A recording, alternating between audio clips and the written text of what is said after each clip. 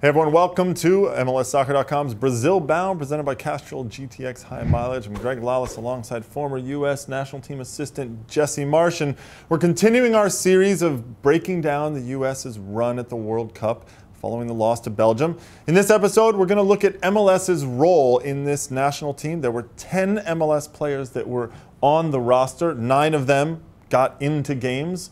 Jesse, your take on MLS's role in this one? Well, I think MLS's role was bigger than ever, and I certainly take a big sense of pride in that fact. And I think all of us should, as fans, as ex-players, as media administrators. You're also an ex-player. So, I mean, the league has helped elevate the game in our country so much, and I think that is the case more so now than ever before. So, and you would hope now that even looking forward that MLS can continue to grow and play even a bigger role. And the game that I think was the greatest in that manner was the Germany game, in which we had 7 MLS starters on the field, and most of them had good World Cups, and were major contributors. So that's great to see. Now it seems like every World Cup there's some guy that comes from MLS that people don't really know who really shines or outperforms people's expectations. Yeah. To me, in this World Cup, it was Kyle Beckerman.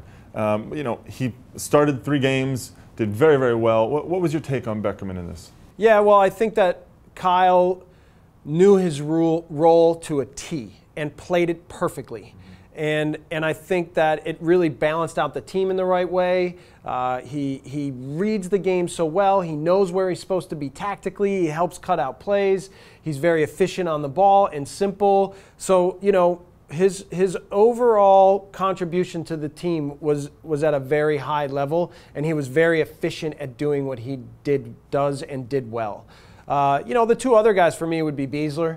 I think he had a really good World Cup. Wasn't as much as a surprise as Kyle. I thought everybody. Yeah, it's almost like we expected him to have this great. And he delivered even more. And then seeing Yedlin come in, and now Jurgen giving him the confidence and the belief, and then putting him on the field in tough moments. And you love to see young guys play brave, and he certainly did. And he's amazing to watch. And I think as he continues to grow, he'll be a real asset with his speed and athleticism. Well, I think we would be remiss not to mention the supporter culture that we saw across the United States that showed up at parks and bars and basements, whatever it was. We see that in MLS all the time as well, and I think that was sort of the core and the fuel that drove a lot of the support that we saw across the U.S. And let me say to this, so I was in 2010 in South Africa, so I had heard a little bit about what was going on back here, but I didn't really know. And I will say that now being around, and it's sort of an 8 years removed period for me, and like being around New York City for the World Cup, and I'm just absolutely amazed at how our sport has caught fire and how people are interested.